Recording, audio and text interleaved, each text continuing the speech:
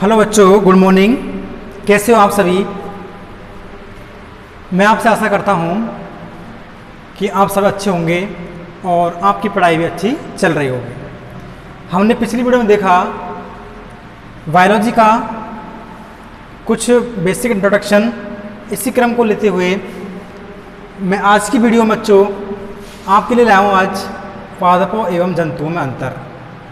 हम कैसे कह सकते हैं कि पादपों और जंतुओं में कौन कौन से अंतर होते हैं। ये जो अंतरों के आधार पर ही हम किसी पादप कोशिका को और जंतु कोशिका को हम क्या कर सकते हैं, डिफाइन कर सकते हैं। तो पहले हम पढ़ रहे हैं बच्चों पादपों और जंतुओं में कौन कौन से मुख्य अंतर होते हैं। आपको पता है कि जो पादप हैं वो पादप जंतुओं से क्या होते हैं, अलग कैटेगरी में रखे गए हैं। उनके कुछ अलग कैरेक्टर्स होते हैं।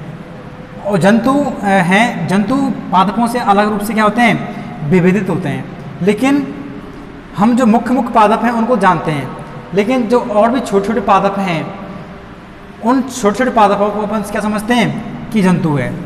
जबकि कुछ जंतु ऐसे होते हैं उनकी स्ट्रक्चर कैसे होती है, पौधों के समान होती है। कैसे होती है, पौधों के समान। तो हम उन जंतुओं को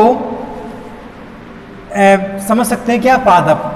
तो ऐसा नहीं है, भले इनके स्ट्रक्चर पादपों के समान है। तो जैसे कि अमीबा है, युगलिना है, पैरामीशियम है। ये जंतु कैसे जंतु बच्चों, छोटे जंतु हैं, एक कोष के जीव हैं ये। लेकिन इनकी स्ट्रक्चर कैसे होती है, पौधों के समान होती है।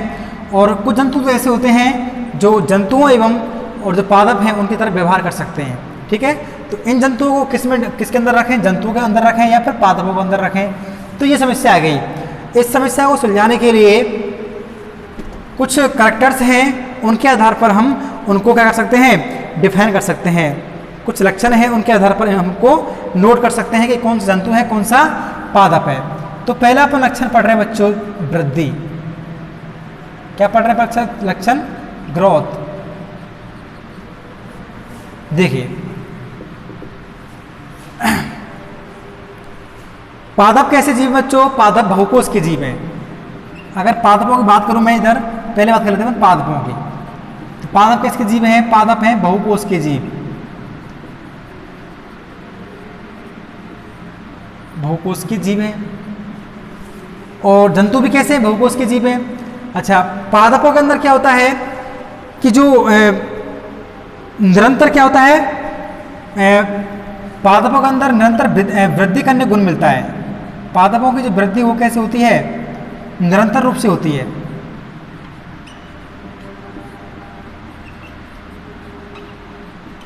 ठीक है, पादपों की वृद्धि कैसे होती है, लगातार रूप से होती रहती है। वो हमको स्पष्ट दिखाई भी देती है ना। अच्छा, यह पादप वृद्धि पादप का शीर्ष भाग होता है। क्या होता है बेटा, पादप का शीर्ष भाग वहां पर होती है। और जो पादप का क्या होता है, जड़ होती है, वहां पर भी क्या होता है, शीर्ष होता है। तो इसे कहते हैं बच्चों पादप शीर्ष, अर्थात इसे कहते हैं शूट अपेक्स। क्या कहते हैं इसको, शूट अपेक्स। और इसे कहते हैं रूट अपेक्स। शूट अपेक्स कहाँ होता है, शूट अपेक्स तने का जो ऊपरी हिस्सा है वहां पर प्रेजेंट होता है।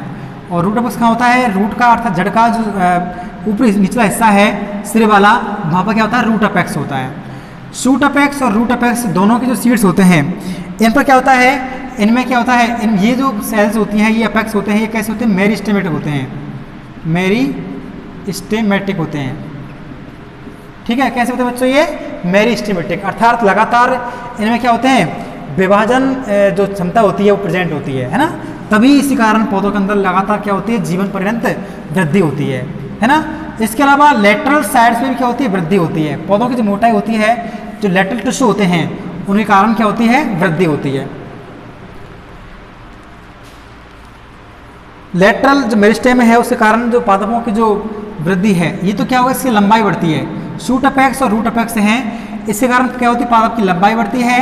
और जो लेटरल जो मेरिस्टेम है, लेटरल जो मेरिस्टेम है, उस लेटरल मेरिस्टेम से क्या होता है बच्चों, लेटरल कहते हैं पार्श्वीय विभुजतक। पार्श्वी क्या कहते हैं इसको, विभुजतक। इससे क्या होता है, पौधे की जो वृद्धि होती है, मोटाई होती है, वो कैसे बढ़ती है। तो सूट अपेक्स और जो रूट अपेक्स है, इससे क्या होता है, पादप की जो लंबाई है वो बढ़ती है। ये कहाँ होते हैं, सूट अपेक्स तने के जो सीड्स वाला भाग है उसमें प्रेजेंट होता है। रूट अपेक्स कहाँ होता है, तन जो मूल का जो सीड्स वाला भाग है ऊपरी सिरा वहाँ पर प्रेजेंट होता है। ये दोनों सूट अपेक्स और रूट अपेक्स पादप की लंबाई में वृद्धि करते हैं। और ये कैसे होते हैं, मेरिस्टेमेटिक होते हैं, विभाजनशील होते हैं। और जबकि जो पादप का जो पार्श्वीय विभेदक है, लेटरल जो मेरिस्टेम है, इससे क्या होता है, पादप की जो मोटाई है, क्या है, पादप की मोटाई वो इससे बढ़ती है। हम बात किसकी कर रहे हैं, सिर्फ पादपों में बात कर रहे हैं अभी। तो पादप किस जीव हैं, भूकोश के जीव हैं। इन पादपों में क्या होती है, निरंतर वृद्धि होती है। ये वृद्धि सूट अपेक्स और रूट अपेक्स के क्या होते हैं, जो सूट अपेक्स और रूट अपेक्स के कारण होती है। और इससे क्या होता है, लंबाई बढ़ती है, इससे क्या होता है, मोटाई बढ़ती है। किससे, लेटरल जो मेरिस्टेम है उससे क्या बढ़ती है बच्चों, मोटाई बढ़ती है। अच्छा, अब बात कर लेता हूँ थोड़ी सी जंतुओं की। ये तो बात किसी होगी पादपों की। अब बात कर लेता हूँ जंतुओं की। जो मनुष्य हैं, एनिमल्स हैं, वो उनकी बात कर रहा हूँ मैं। जंतुओं के अंदर ऐसा नहीं है, जंतुओं के अंदर ऐसा कोई सिस्टम नहीं है कि भाई सूट अपेक्स मिल रहा है, रूट अपेक्स मिल रहा है, ऐसा कुछ नहीं है ना। जंतुओं के अंदर क्या होता है, जंतुओं में वृद्धि इनके समस्त भागों में होती है। जंतु अगर जंतु वृद्धि करेगा तो क्या होगा, उसकी पूरी जो बॉडी है वो क्या करेगी, ग्रोथ करेगी। जंतुओं में जो वृद्धि होती है वो क्या होती है, वह वृद्धि उनकी क्या होती है, समस्त भागों में होती है। ठीक है, यहाँ तो क्या पहले सूट अपेक्स बढ़ेगा, रूट अपेक्स ये बढ़ेंगे, इस तरह से बाद में क्या होगा, लेटरल मेरिस्टेम बढ़ेगा। लेकिन जो जंतु के अंदर जो वृद्धि होती है वो क्या होती है, उनके समस्त भागों के अंदर होती है। अच्छा, और जो जंतुओं की वृद्धि कैसी होती है, निरंतर रूप से होती है, जीवन पर्यंत होती है। जंतु वृद्धि कैसी होती है, निरंतर होती है, जीवन पर्यंत होती है। किसकी, पादपों की, सॉरी, पादपों की वृद्धि कैसे होती है, निरंतर होती है। जबकि जो जंतुओं की वृद्धि कैसी होती है, सीमित समय के लिए होती है। कैसी होती है, सीमित जो समय है उसके लिए जंतुओं की वृद्धि होती है। और हम कह सकते हैं कि जो और इन दोनों का जो गुण होता है, इन दोनों का जो अर्थात यहाँ तो क्या था, स्थानीयकृत बोल देंगे इसको। तो पादपों के अंदर जो वृद्धि होती है वो कैसी होती है, पादपों में स्थानीयकृत वृद्धि होती है। जबकि जो जंतुओं में कैसी होती है, विस्तृत होती है।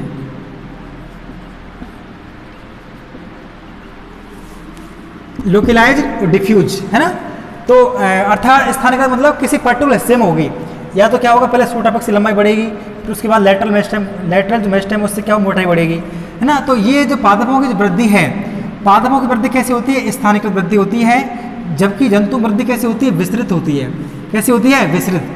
तो जंतुओं के जितने भी पार्ट्स हैं, हिस्से हैं, उनकी वृद्धि समस्त भागों के अंदर होती है। इसीलिए कैसे होती है, ये विस्तृत प्रकार की होती है। और जंतुओं की वृद्धि सीमित समय के लिए होती है, उनकी मृत्यु से ठीक पहले जंतुओं की वृद्धि क्या होती है, रुक जाती है। जबकि पादपों का जीवन पर्यंत मृत्यु तक क्या होती है, वृद्धि होती है। ठीक बेटा, तो ये जंतुओं और पादपों में क्या हो गया, वृद्धि का विशेष अंतर हो गया। ठीक है बेटा, तो ये पहला जो कैरेक्टर्स है वो यहाँ पर क्या होता है, खत्म होता है। ठीक है, जंतुओं की जो मृत्यु अगर होगी तो मृत्यु से पूर्व क्या होगी, वृद्धि रुक जाएगी। मृत्यु से पूर्व क्या होगी बच्चों, जो वृद्धि है वो क्या हो जाएगी, रुक जाएगी। जबकि जो पादप हैं उनकी वृद्धि कैसे होगी, जीवन पर्यंत होगी। वही बात है, निरंतर वृद्धि होती है, जीवन पर्यंत होती है।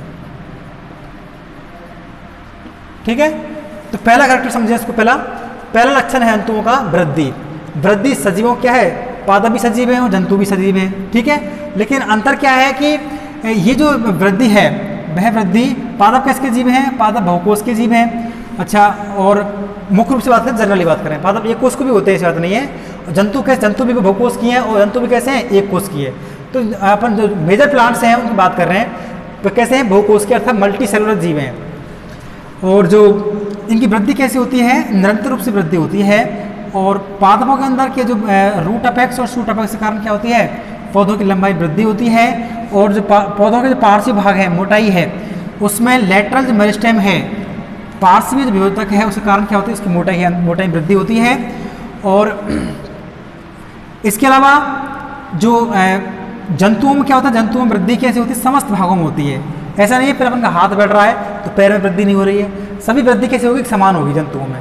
तो ऐसी वृद्धि क्या होती है, ऐसी वृद्धि कहलाती है विस्तृत प्रकार की वृद्धि। जबकि पादपों का किसी पर्टिकुलर हिस्से में क्या होगा, पहले सूट बढ़ेगा, फिर क्या होगा, मोटाई बढ़ेगी।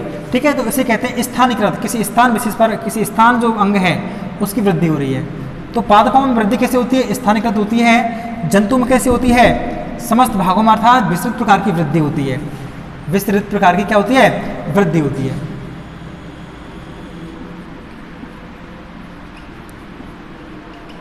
और इसके अलावा पादपों की वृद्धि जीवन पर्यंत होती है। जब तक पौधा जिंदा है तो क्या होगी, उसकी वृद्धि होती रहेगी। जीवन पर्यंत क्या होती है, पादपों में वृद्धि मिलती है। जबकि जंतुओं में जो वृद्धि है वह मृत्यु से ठीक पहले क्या होती है, रुक जाती है वृद्धि। तो पहला कैरेक्टर्स पादप और जंतुओं में अंतर का पहला हमारा क्या होता है, कंप्लीट होता है। दूसरा बच्चों अंतर है गति। दूसरा लक्षण क्या है, गति। इसे कहते हैं इंग्लिश में मोमेंट्स, गति।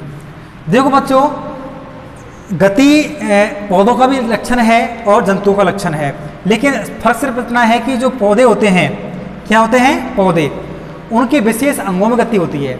जैसे कि पुष्प में हो सकती है, उनके पर्णग्रंथ में हो सकती है, और उनकी जो अन्य प्रकार के स्टेम में तो नहीं, खैर हाँ स्टेम हो सकती है। तो इनमें गति क्या होती है, कुछ पौधों में कुछ विशेष अंगों में होती है और हमको इतनी दिखाई नहीं देती है, और जिससे क्या होता है, हम गति का पता लग सके। लेकिन वास्तव में पौधों का जो विभिन्न भाग हैं उन भागों में क्या होती है, गति तो होती है, लेकिन जंतुओं की जो गति होती है वो स्पष्ट दिखाई देती है। जंतुओं की जो गति होती है कैसे होती है, स्पष्ट दिखाई देती है। अच्छा, अधिकांश पादप अपनी जो पादप हैं मृदा में अपनी मूल अथवा मूलावास द्वारा क्या होता है, एक ही स्थान पर निर्भर रहते हैं। जो पादप होते हैं वो क्या करते हैं, मृदा के अंदर, मिट्टी के अंदर क्या करते हैं, जड़ के द्वारा फिक्स रहते हैं। क्या होता है, मूल के द्वारा या मूल आवास के द्वारा क्या होते हैं, मृदा के अंदर एक ही स्थान पर क्या होते हैं, स्थानीबद्ध रहते हैं, फिक्स रहते हैं। जबकि जो जंतु होते हैं वो जंतु अपनी आवश्यकताओं की पूर्ति के लिए, भोजन प्राप्ति के लिए और अनुकूलन दशा प्राप्त करने के लिए एक स्थान से और दूसरे स्थान तक क्या करते हैं, गति करते हैं। ठीक है, तो भोजन प्राप्ति के लिए,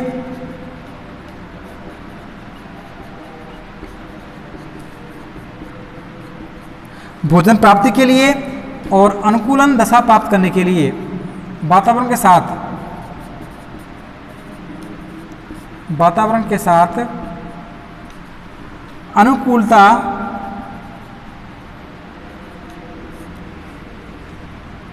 स्थापित करने के लिए क्या करते हैं, गति करते हैं। पादपों में वृद्धि होती तो है लेकिन उनके विशेष भागों में होती है। जैसे कि फूल के अंदर हो सकती है, पुष्प के अंदर हो सकती है, पुष्प ग्रंथ के अंदर हो सकती है ना, या फिर छोटे पादप होते हैं स्टेम के अंदर हो सकती है। लेकिन उनके ये जो पादप हैं वो पादप एक ही स्थान पर क्या होता है, जड़ों के द्वारा फिक्स रहते हैं, है ना। क्या होता है, ये पादप होते हैं वो पादप भूमि के अंदर जड़ों के द्वारा, किसके द्वारा, जड़ों के द्वारा, या एक और शब्द है मूलावास के द्वारा। मूलावास बोलते हैं इंग्लिश में राइजोड्स के द्वारा क्या होते हैं, वो एक ही स्थान पर क्या होते हैं, स्थानबद्ध होते हैं। जबकि जंतुओं में भोजन प्राप्ति के लिए, प्रजनन के लिए और वातावरण के साथ जो अनुकूलता है स्थापित करने के लिए क्या करते हैं, वो जंतु गति करते हैं। तो पहला कौन सा हुआ, वृद्धि हो गया, दूसरा कौन सा, गति हो गया।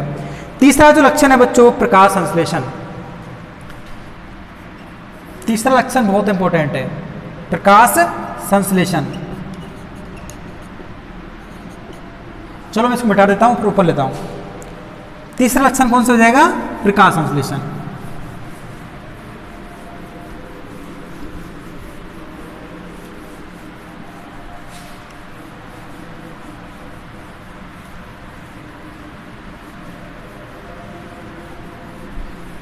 प्रकाश संश्लेषण, देखो तीसरा लक्षण क्या है, प्रकाश संश्लेषण। देखो बेटा, आपको पता है कि पौधे होते हैं, पादप या पौधे बात करूं, वो पादप क्या करते हैं, जल, CO2 और प्रकाश की उपस्थिति से क्या करते हैं, कौन सी क्रिया करते हैं, प्रकाश संश्लेषण क्रिया करते हैं। जिससे क्या होता है, पौधों को क्या होता है, भोजन की प्राप्ति होती है, ग्लूकोज का निर्माण होता है।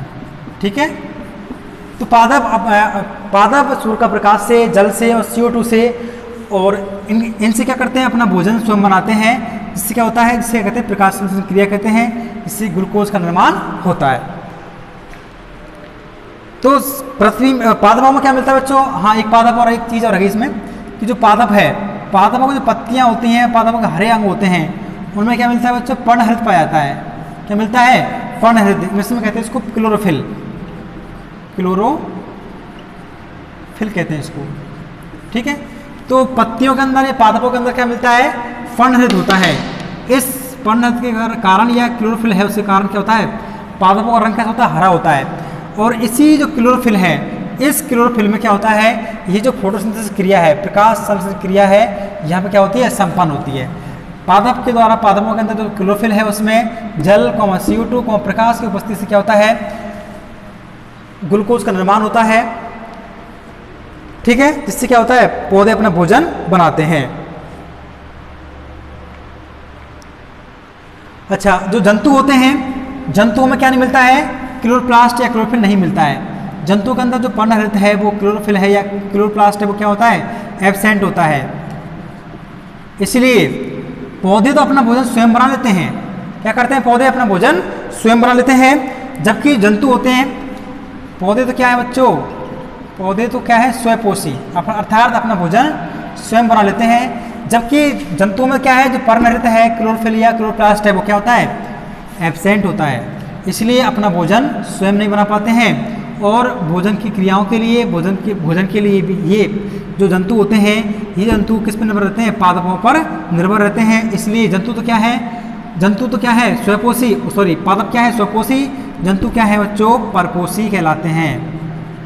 क्या कहलाते हैं वो, परपोषी या हेटेरोट्रॉपिक कहलाते हैं, ठीक है। तो हमने दूसरा लक्षण पढ़ा कौन सा, प्रकाश संश्लेषण। ये बहुत इंपॉर्टेंट कैरेक्टर्स है। प्रकाश अर्थात फोटो संश्लेषण, मतलब संश्लेषण, फोटोसिंथेसिस। फोटोसिंथेसिस की जो क्रिया होती है वो किसमें होती है, सिर्फ पादपों में होती है। क्यों होती है, क्यों, उसमें क्या होता है, क्लोरोफिल वर्णक होता है, या पर्णहरित पाया जाता है, या क्लोरोप्लास्ट पाया जाता है। उस क्लोरोप्लास्ट में क्या होता है, जो पादप होते हैं वो पादप जल, CO2, खनिज लवण, विभिन्न प्रकार के कार्बनिक अकार्बनिक पदार्थ, उनकी सहायता से सूर्य के प्रकाश की उपस्थिति में क्या बनाते हैं, ग्लूकोज का निर्माण करते हैं, भोजन का निर्माण करते हैं। और जिससे क्या क्या होता है, पौधे अपना भोजन स्वयं बनाते हैं। इसलिए पौधे क्या होते हैं, स्वयपोषी कहलाते हैं। जबकि जो जंतु होते हैं, उन जंतुओं में क्या होता है, जो पर्णहरित है, क्लोरोफिल, वो क्या होता है, एब्सेंट होता है। इसलिए ये भोजन के लिए मुख्य रूप से किस पर निर्भर करते हैं, पादपों पर निर्भर करते हैं। इसलिए जंतु कैसे होते हैं, परपोषी होते हैं, हेटेरोट्रॉपिक होते हैं, ठीक बेटा। नंबर 3 कैरेक्टर्स हो गया प्रकाश संश्लेषण। तो बताइए ये जो क्रिया वो किस में होती है, सिर्फ पादपों में होती है, जंतुओं में एब्सेंट होती है। जंतु कैसे होते हैं, परपोषी, पादप कैसे होते हैं, स्वयपोषी। किसके कारण, इस वर्णक के कारण। अच्छा, एक जो जंतु है उसका नाम बताऊं आपको, युग्लिना।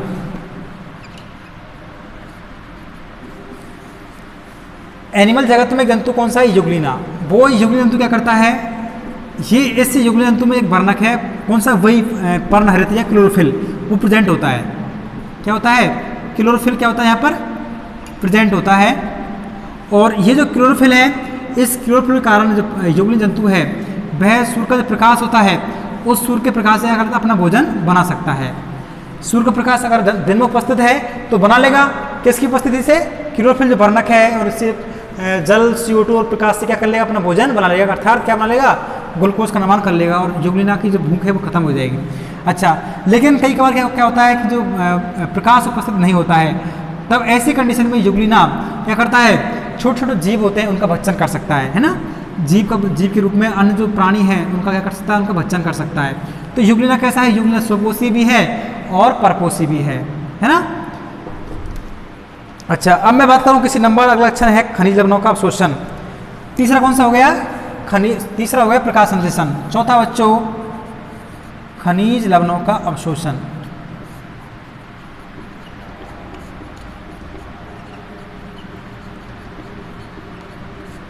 एब्जॉर्प्शन ऑफ मिनरल साल्ट्स, खनिज लवणों का अवशोषण। देखो, जो पादप होते हैं वो पादप क्या करते हैं, भूमि से विभिन्न प्रकार के जो खनिज लवण होते हैं, खनिज लवण, मिनरल्स और साल्ट होते हैं, उनको क्या करते हैं, जड़ के द्वारा क्या करते हैं, ग्रहण करते हैं। किसके द्वारा, जड़ के द्वारा।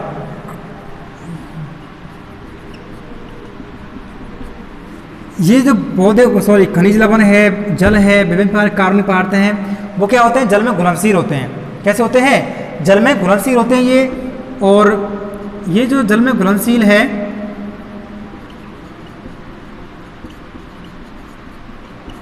जल में घुलनशील होने के कारण ये जो पौधे हैं, ये पौधे विभिन्न प्रकार खनिज लवण और खनिज लवण, जल, विभिन्न प्रकार कार्बनिक अकार्बनिक पदार्थ, इनको विलेयशील अवस्था में, घुलनशील अवस्था में जड़ के द्वारा क्या जाता है, इनको अवशोषित किया जाता है। किस रूप में किया जाता है, विलेय अवस्था में या घुलित अवस्था में इनको क्या किया जाता है, अवशोषित किया जाता है। और ये जो विभिन्न प्रकार खनिज लवण है, इनको ये जो पादप होते हैं, अपनी जो उपापचय क्रिया होती हैं, कौन सी क्रियाएं, उपापचय क्रियाओं को क्या करते हैं, वो काम में लेते हैं। ये पादप इन खनिज लवणों का, विभिन्न प्रकार जलों का, कार्बनिक पदार्थों को क्या करते हैं, घुलनशील अवस्था में क्या करते हैं, अवशोषण कर लेते हैं। किसके रूप में, जड़ के द्वारा। और तब इन्हें जो खनिज लवणों का क्या करते हैं, पादप उपापचय क्रियाओं के रूप में इनको काम में लेते हैं। जैसे कि श्वसन क्रिया के रूप में हो सकता है ना। ये जो क्रिया कौन सी, प्रकाश संश्लेषण, जितनी भी क्रियाएं हैं, एक्सक्रीशन हो सकती है, उन क्रियाओं के रूप में, उपापचय मेटाबॉलिक क्रियाओं के रूप में क्या कर सकते हैं, इनका उपयोग करते हैं। कौन, पौधे। अच्छा, अगला बच्चों है विशेष प्रकार के उत्सर्जन अंग। अगला वो है लक्षण, विशेष प्रकार के उत्सर्जन अंग।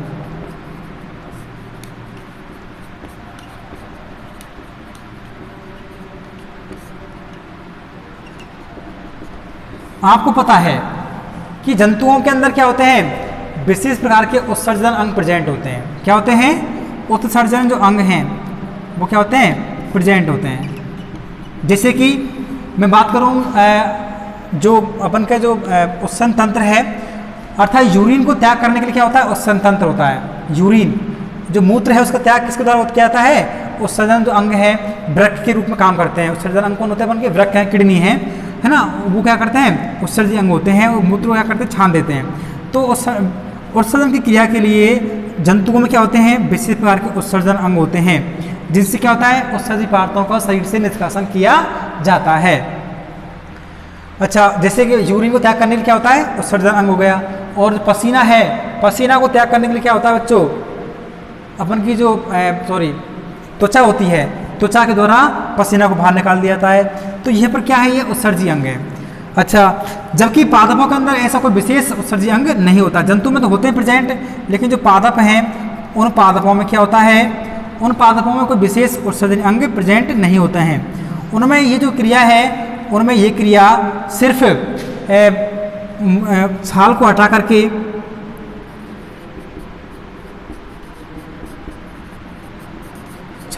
करके, या छोटी छोटी जो गोलियां होती हैं, उन गोलियों को त्याग करके ये क्रिया संपन्न की जाती है ना। छाल काटने की क्रिया, इससे क्या होता है, पत्तियों की जीर्णता, पत्तियों को भी क्या करते हैं पौधे बसंत ऋतु में त्याग देते हैं, है ना। पत्तियों की जीर्णता,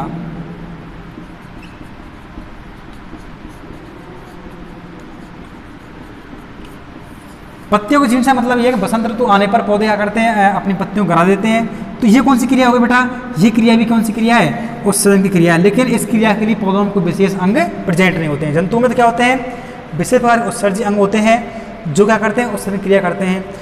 और पादपों में जैसे कि छाल को हटा करके करते हैं, या छोटी छोटी गोलियां होती हैं उसको निकाल करते हैं, या पत्तियों के अंदर जीर्णता देखी गई है उसको शो करके ऐसा करते हैं। ठीक है, तो नंबर 4 खनिज लवणों का अवशोषण। नंबर 5 है विशेष प्रकार के उत्सर्जन अंग। नंबर 6वां लक्षण क्या है, कोशिका भित्ति, सेल वाल बोलते हैं इसमें को, कोशिका भित्ति। देखो बेटा, ये जो कोशिका भित्ति है, ये कोशिका भित्ति सिर्फ किस में होती है, पादपों में होती है। किस में होती है बच्चों, पादपों के अंदर क्या होती है, कोशिका भित्ति प्रेजेंट होती है। जबकि जंतु में क्या होता है, प्लांट्स में क्या होता है, सेल वाल होती है। लेकिन जो जंतु होते हैं उनमें क्या होता है, सेल मेम्ब्रेन होती है।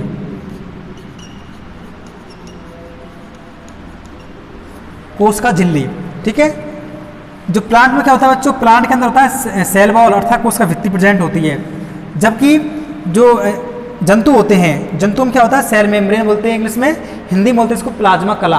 क्या बोलते हैं इसको? प्लाज्मा कला, या इसको एक और नाम है जीवद्रव्य कला, है ना।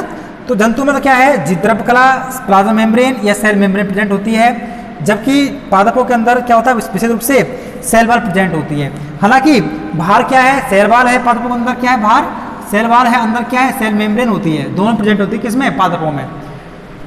अच्छा, तो जंतुओं में ये जो कोशिका भित्ति होती है या सेल वॉल होती है उसका क्या होता है अभाव होता है, और जो पौधे होते हैं उसमें क्या होता है जो कोशिका भित्ति है सेल वॉल में क्या होती है प्रेजेंट होती है, और जो पादपों के अंदर दोनों मिलती है। कौन कौन सी? Plant cells, sorry cell wall and cell membrane. जबकि जंतुओं में जो सेल वॉल है उसका क्या होता है अभाव होता है। तो ये क्या हो गया कोशिका भित्ति हो गई। अगला लक्षण है बच्चों सेंट्रोसोम। अगला क्या है? तारक का। नंबर 7 में लिखता हूँ वाली, नंबर 7 है तारक का है, तारक का है सेंट्रोसोम।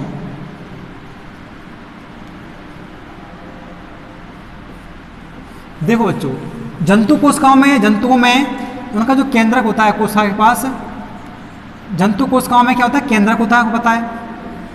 यहाँ कोई जंतु कोशिका आई और इसमें क्या केंद्रक है, तो यहाँ केंद्र के पास क्या होता है एक ताराकार जो आकृति है, ताराकार आकृति क्या होती है संरचना पाई जाती है, इसे आके तारकार कहते हैं। पादप कोशिकाओं में तारक का अभाव होता है, लेकिन जंतु जो कोशिका होती है, जंतु कोशिकाओं में क्या होता है जंतुओं में केंद्रक के पास, कहाँ बेटा केंद्रक के पास, केंद्रक के पास क्या ताराकार आकृति क्या होता है, ताराकार जो आकृति है, ताराकार आकृति का क्या होता है तारक का है प्रेजेंट होता है। ये तारक का क्या करता है, ये तारक का है जंतु की जो कोशिका होती है उसके विभाजन में सहायता करता है, सेल डिवीजन, कोशिका विभाजन, सेल जो डिवीजन है कोशिका विभाजन में क्या करता है ये सहायता करता है।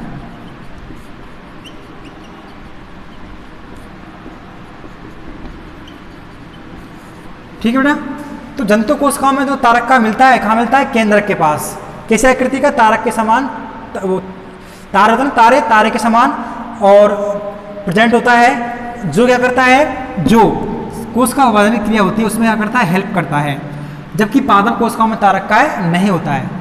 हालांकि उच्च विकसित पादपों में तारक का थोड़े बहुत देखे गए हैं ना, लेकिन जनरली जो पादप होते हैं पादप कोशिकाओं में तारक का क्या होता है बच्चों अभाव होता है ना। अगला है लाइसोसोम। अगला क्या है बच्चों लाइसोसोम। अगला कौन सा वो है लक्षण लाइसोसोम, लाइसोसोम। देखो लाइसोसोम एक क्या है उत्सर्जी, लाइसोसोम क्या है विशेष प्रकार का अपघटनी एंजाइम है, ये अपघटनी क्या है अंग है, एंजाइम है। लाइसोसोम के अंदर क्या होता है ये कि अपघटन क्रिया को करता है, अपघटन की जो क्रिया होती है, अपघटन की क्रिया को क्या करता है ये संपन्न करता है, और इसके अंदर क्या होता है अपघटनीय एंजाइम होते हैं। क्या होते हैं बच्चों अपघटनीय एंजाइम।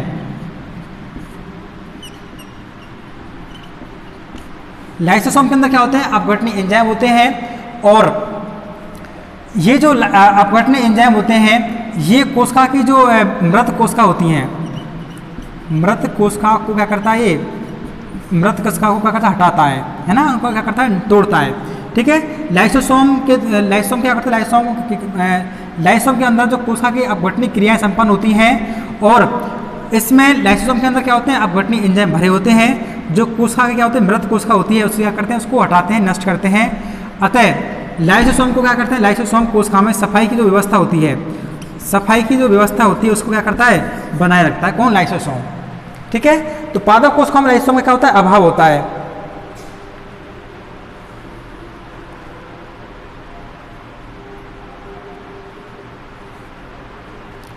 जनरली बात करें अपन जंतु कोशिका में तो लाइसोसोम प्रेजेंट होते हैं। लाइसोसोम क्या होते हैं लाइसोसोम जो अपघटन की जो क्रिया होती है उसको संपन्न करते हैं, है ना। अपघटन में तोड़ने की क्रिया को कोशिका के अंदर जो भी तोड़ना है तो उसको क्या करना तोड़ते हैं। तोड़ने की क्रिया के लिए क्या जरूरी है अपघटनीय एंजाइम जरूरी है, और अपघटनीय एंजाइम क्या है लाइसोसोम के अंदर प्रेजेंट होते हैं, भरे होते हैं। और ये जो कोशिका के अंदर मृत कोशिकाएं होती हैं कोई भी एनिमल सेल्स है उसके अंदर क्या होगा, कोई मृत कोशिका टूट गई है, हट गई है, जीर्ण हो गई, तो उसको आप अपने एंजाइम क्या तोड़ेंगे, उसको क्या करें, शरीर से बाहर निकाल देंगे। अतः ये लाइसोसोम क्या करता है, सफाई कोशिका के अंदर सफाई व्यवस्था है उसको संभालता है। और लाइसोसोम के समान पादपों में क्या कुछ रचनाएं मिलती हैं, हालांकि लाइसोसोम में क्या अभाव होता है, लेकिन लाइसोसोम के समान ही कुछ रचनाएं प्रेजेंट होती है, समकक्ष पादपों में क्या होती है, प्रेजेंट होती है। अगला बच्चों, अगला वो लक्षण है अंग तंत्र। अगला लक्षण है कौन सा, छठा, सातवां, आठवां, नौवां है अंग तंत्र। अंग तंत्र, ऑर्गन सिस्टम।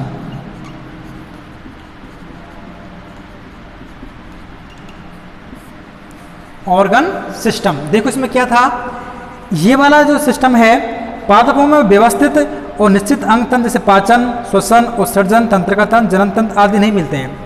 पादपों में अंग तो मिलते हैं लेकिन अंग तंत्र का निर्माण नहीं होता है। तो पादपों के अंदर ना तो कोई श्वसन तंत्र मिलता है, श्वसन, उत्सर्जन,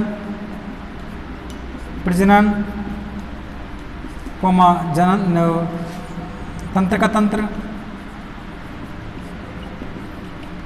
इन्हें क्या होता है, अभाव होता है, व्यवस्थित तंत्र नहीं है।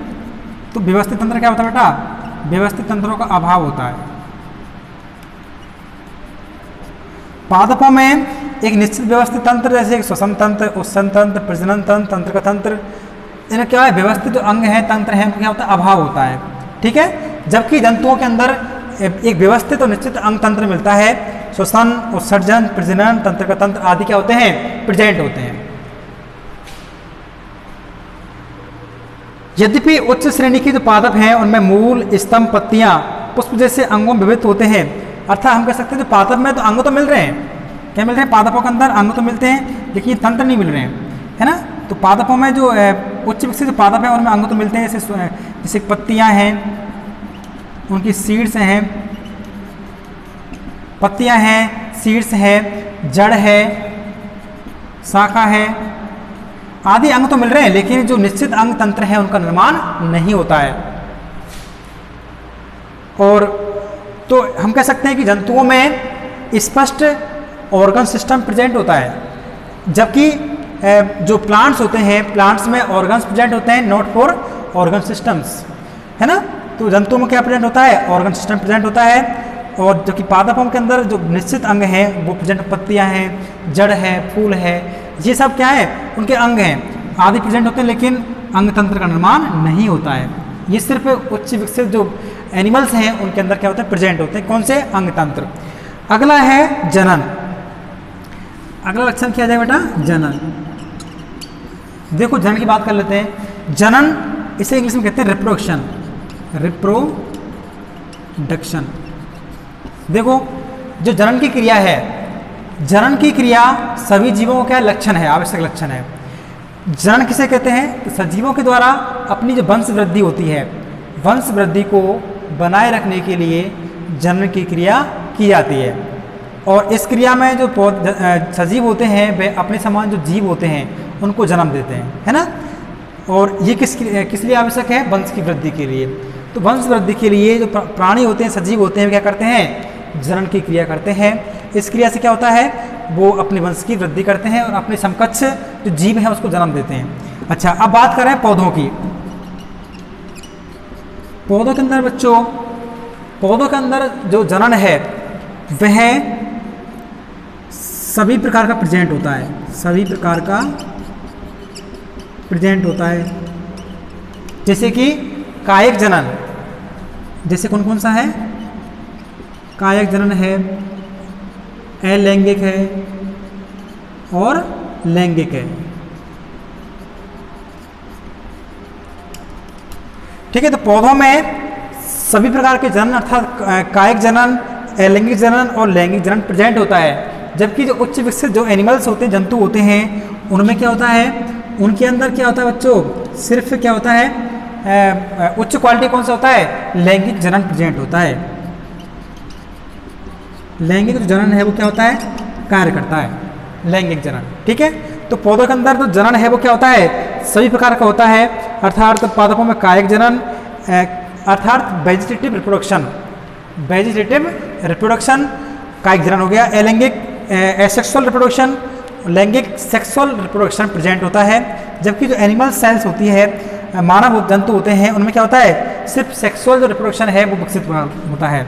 ये जो सेक्सुअल रिप्रोडक्शन है ये है सबसे हाई लेवल का क्या होता है, रिप्रोडक्शन। उच्च विकसित जो जनन है वो यहाँ होता है, इसके द्वारा होता है। ठीक बेटा, तो हमने क्या पढ़ा है सिर्फ आज, पादपों और जंतुओं में अंतर। पादपों और जंतुओं में अंतर हमने किस किस के आधार पर किया था? पहला था वृद्धि, दूसरा था कौन सा, दूसरा था गति, तीसरा है प्रकाश संश्लेषण, चौथा है खनिज लवणों का अवशोषण, पांचवा है विशेष प्रकार के उत्सर्जन अंग, और छठवां है कोश का भित्ति, सातवां है तारककाय, आठवां है लाइसोसोम, नौवां है अंगतंत्र, और 10वां है जनन तंत्र, जनन। ठीक है, एक बार थोड़ा सा रिवाइज कर लेते हैं इसको पूरे को ही। देखो, पादपों जंतुओं में बहुत सारे अंतर हैं और उनके लक्षण निम्न प्रकार हैं। बंद कर दिया, वो कर दो, पहला था कौन सा बच्चों, वृद्धि। जो वृद्धि होती है पादपों में कौन सी होती है, पादपों में होती है स्थानीकृत, जंतु में कैसे होती है, विस्तृत प्रकार की होती है ना। और जो पौधे होते हैं, पौधों में जो वृद्धि होती है कैसे होती है, जीवन पर्यंत होती है, और उनकी मृत्यु तक क्या होती है, वृद्धि होती है। जबकि जो जंतु होते हैं, जंतुओं की वृद्धि मृत्यु से ठीक पहले क्या होती है, रुक जाती है। ठीक है, तो कौन सा होगी, वृद्धि होगी। दूसरा कौन सा, गति। तो पादपों में क्या होती है, गति एब्सेंट होती है। वो क्या होते हैं, भूमि के अंदर जो जड़ होती हैं, जड़ से क्या करते हैं, वो एक जगह स्थायी फिक्स होते हैं। जबकि जंतु अपनी आवश्यकता की पूर्ति करने के लिए क्या करते हैं, एक स्थान से और जो दूसरा स्थान है वहाँ पर क्या करते हैं, गति करते हैं। तो पहला कौन सा, वृद्धि, दूसरा गति, तीसरा कौन सा है, प्रकाश संश्लेषण। ये जो प्रोसेस है किससे मिलती है, सिर्फ पादपों में मिलती है।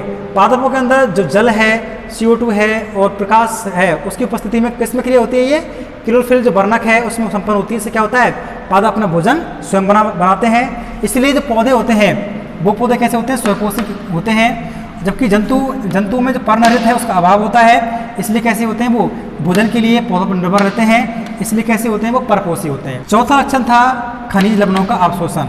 जल के अंदर जो विभिन्न प्रकार के खनिज लवण है, जल है, कार्बनिक पदार्थ हैं आदि कैसे होते हैं, घुलनशील अवस्था में होते हैं। और इनका जो घुलनशील अवस्था में क्या कहते हैं, जो जड़ होती हैं, जड़ों के द्वारा अवशोषण किया जाता है। तो जो जंतु होते हैं, जंतुओं का जो भोजन होता है वो किस रूप में होता है, वह ठोस रूप में ग्रहण करते हैं। जबकि पौधे कैसे करते हैं, घुलनशील अवस्था में क्या करते हैं, उसको ग्रहण करते हैं। ये किससे करते हैं, मुंह से करते हैं अपने से। ये किससे करते हैं, जड़ों के द्वारा उसको एब्जॉर्ब करते हैं। ठीक है, अगला है विशेष प्रकार के उत्सर्जन अंग। जंतुओं में तो क्या होते हैं, विशेष प्रकार की जो उत्सर्जन अंग प्रेजेंट होते हैं, जैसे कि श्वसन तंत्र है, उत्सर्जन अंग जैसे कि किडनी वगैरह है, वो क्या करते हैं, यूरिया को बाहर निकालती है ना। तो क्या हो गए, ये उत्सर्जन अंग हो गए। जिससे त्वचा भी क्या है, उत्सर्जी अंग है। ठीक है, तो उत्सर्जन क्रिया करने के लिए क्या होते हैं, उत्सर्जी अंग प्रेजेंट होते हैं, जो किसमें होते हैं, सिर्फ जंतुओं में होते हैं। और पादपों के अंदर क्या होता है, उनकी जो छाल होती है उसको हटा सकते हैं वो खुद ही, और छोटी छोटी गोलियाँ होती हैं, उन गोलियों के रूप में भी कर सकते हैं। और इसके अलावा जो बसंत ऋतु में क्या होती है, उनमें जो उनकी पत्तियाँ होती हैं उनमें क्या होती है, जीर्णता आती है। पत्तियों को हटा करके ये जो प्रोसेस है कौन से, उत्सर्जन की क्रिया, उसको शो करते हैं। लेकिन उनके अंदर कोई उत्सर्जी अंग प्रेजेंट नहीं होते हैं। अगला लक्षण था कोश का भित्ति, सेल वॉल। सेल वॉल किसमें होती है, सिर्फ एनिमल सेल के प्लांट सेल्स होती है, उसमें क्या होती है, जो सेल वॉल प्रेजेंट होती है। जो एनिमल होते हैं उनके अंदर ये सेल वॉल क्या होती है, एब्सेंट होती है। जो एनिमल्स होते हैं उसमें क्या होती है, सिर्फ सेल मेम्ब्रेन होती है, या फिर इसको बोलते हैं प्लाज्मा मेम्ब्रेन। तो और जो पौधों के अंदर दोनों ही होती हैं, प्लाज्मा मेम्ब्रेन और सेल मेम्ब्रेन और या सेल वॉल। अगला था तारककाय। जंतुओं के अंदर जो सेल होती है, जंतुओं में उनको जो केंद्रक होता है, केंद्रक के पास क्या होता है, तारे के समान आकृति होती है, उसे क्या कहते हैं, तारककाय कहते हैं। ये तारककाय क्या करता है, जो सेल डिवीजन होता है उसमें क्या करता है, भूमिका निभाता है, जिससे क्या होता है, जो कोश का वर्धन क्रिया संपन्न होती है। तो तारककाय ये हो गया। जबकि उच्च विकसित पादप होते हैं उनमें तारककाय का क्या होता है, अभाव होता है। उनके स्थान पर उनमें कुछ और अंग प्रेजेंट होता है। अच्छा, अगला है लाइसोसोम। लाइसोसोम क्या होता है, जो लाइसोसोम है, लाइसोसोम की क्रिया के लिए जो पादपों में जो अपघटनीय एंजाइम होते हैं उनके समकक्ष कुछ रचनाएं मिलती है। लेकिन जंतुओं में क्या होता है, सिर्फ लाइसोसोम प्रेजेंट होता है। इसमें क्या होता है, ये जो क्रिया है लाइसोसोम के द्वारा कौन सी क्रिया होती है, अपघटन क्रिया संपन्न की जाती है और इसमें अपघटनीय एंजाइम प्रेजेंट होते हैं। जो कोशिका की जो मृत कोशिकाएं होती हैं उनको क्या अपघटन किया जाता है और कोशिका से बाहर निकाल दिया जाता है और इस प्रकार से लाइसोसोम कोशिका के अंदर जो सफाई व्यवस्था है उसको बनाए रखता है। अगला लक्षण था अंगतंत्र, ऑर्गन सिस्टम्स। जंतुओं में बहुत सारे अंगतंत्र प्रेजेंट होते हैं, स्वतंत्र तंत्र, उत्सर्जन तंत्र, प्रजनन तंत्र, जनन तंत्र, है ना। इनमें तो क्या होता है जंतुओं में होते हैं, जबकि पादपों के अंदर ये तंत्र क्या होते हैं, एब्सेंट होते हैं। जंतु प्रेजेंट होते हैं, पादपों में क्या होते हैं, ये एब्सेंट होते हैं। जंतु में सिर्फ जो प्लांट में सिर्फ क्या है, ऑर्गन्स हैं, जैसे पत्तियां हैं और पुष्प है, शाखाएं हैं, ये सब क्या है, उनके अंग हैं। तो अंग तो प्रेजेंट होते हैं लेकिन जो व्यवस्थित अंग तंत्र है उनका क्या होता है, अभाव होता है। किसमें, पादपों में। जंतु में क्या होते हैं, प्रेजेंट होते हैं। अगला था जनन या रिप्रोडक्शन। देखिए जनन तो सभी जीवों में मिलता है, पादपों में मिलता है और जंतुओं में मिलता है, लेकिन जो जनन है, जनन करने की जो विधियां हैं उनमें अंतर है। पौधों में जो सही प्रकार के जनन अर्थात कौन कौन से जनन, कायिक जनन, अलैंगिक जनन और लैंगिक जनन, ये 3 प्रकार के जनन प्रेजेंट हो सकते हैं। लेकिन जो एनिमल्स होते हैं उनमें मुख्य रूप से कौन सा होता है, लैंगिक जनन प्रेजेंट होता है। तो ये थे बेटा पादपों और जंतुओं में कुछ अंतर थे। इन्हीं जो लक्षणों के आधार पर हम इन जंतुओं को अंतर कर सकते हैं। थैंक यू, आज के लिए इतना ही।